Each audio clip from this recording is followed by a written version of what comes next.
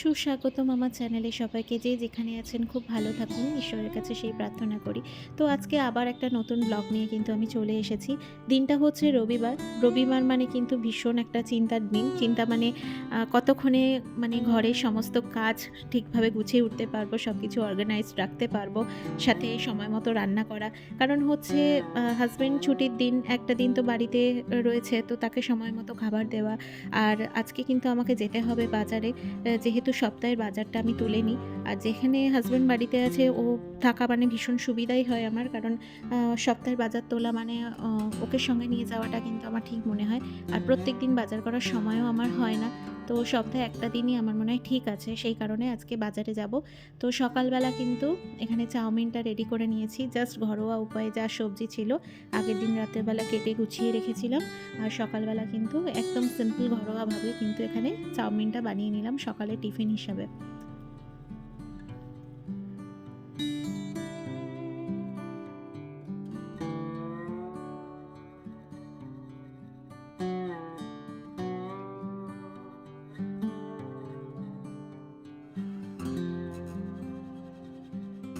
তো এখানে আমরা সকালবেলা টিফিনটা করে নিয়ে চলে গেলাম বাজারের দিকে।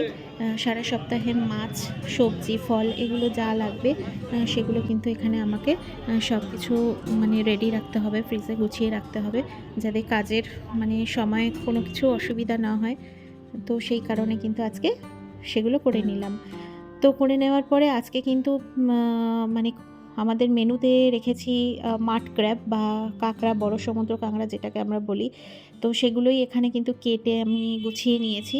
আর সাথে একটুখানি আলু দেবো আর আ পিঁয়াজ এবং বাটা মসলা কিছুটা মানে আদা, রসুন, কাঁচা লঙ্কা, টমেটো এখানে পেস্ট করে নিয়েছি।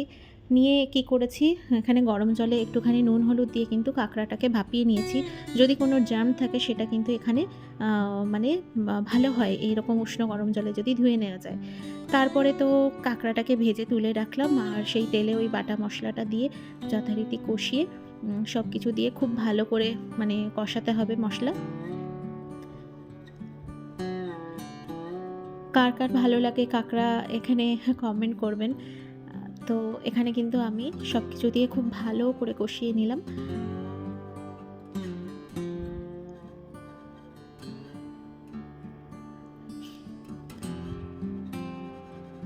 তারপরে একটা মসলা রেডি করে রেখেছিলাম, কাশ্মীরি মির্চ, তারপরে একটুখানি জিরে, ধনে, হলুদ সবকিছু দিয়ে কিন্তু আবারও ভালো করে কষাতে হবে। রান্না কিন্তু আমার মনে হয় আ মানে ডিপেন্ড করে যে যত আপনি ভালো কষাবেন এবং যতক্ষণ না তেল ছেড়ে দেবে ততক্ষণ সেই রান্নার স্বাদ আসা অসম্ভব। তারপরে তো এখানে প্রয়োজন মতো গরম জল এড করে নিলাম। নিয়ে দুপুরের লাঞ্চটা কিন্তু আজকে আ এইভাবে কমপ্লিট হয়েছে।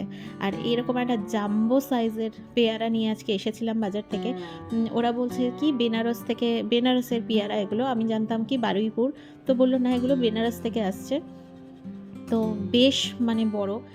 জাস্ট আমার দুটো হাতের মধ্যে ধরে গেছে। তো সেটাই এখানে কেটে রেডি করে নিচ্ছি। যাতে এটা নষ্ট না হয়। কারণ হচ্ছে রেখে দিলে না এই পিয়ারা দেখেছি পরের দিন ভীষণভাবে পেকে যায়, যেটা মানে আমি একদম খেতে পারি না। তো সেই কারণে কিন্তু রেডি করে নিচ্ছি। যাতে সবাই মিলে খেয়ে এত বড় পেয়ারাটার একটা গতি হয়ে যায় আরকি।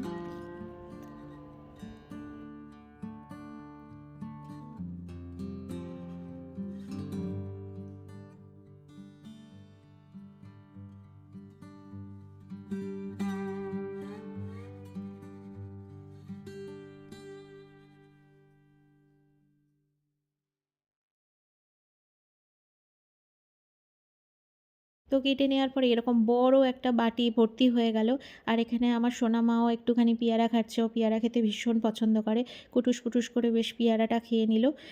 আর আজকের ব্লগটা এখানেই শেষ করব। আমার ব্লগ যদি আপনাদের ভালো লাগে অবশ্যই লাইক দিয়ে পাশে থাকবেন। আজকে চললাম।